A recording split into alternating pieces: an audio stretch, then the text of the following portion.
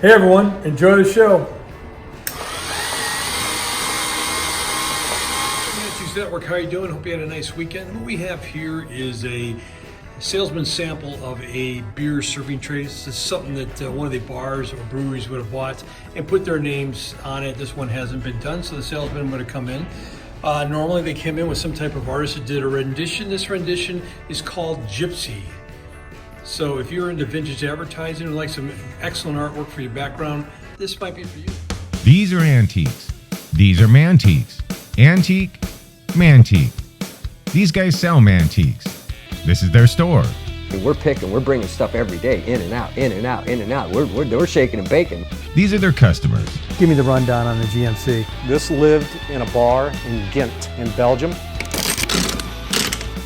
Follow Jim and Jeff from 9 to 5 or after hours as they buy, sell, and restore the coolest stuff for the coolest collectors worldwide.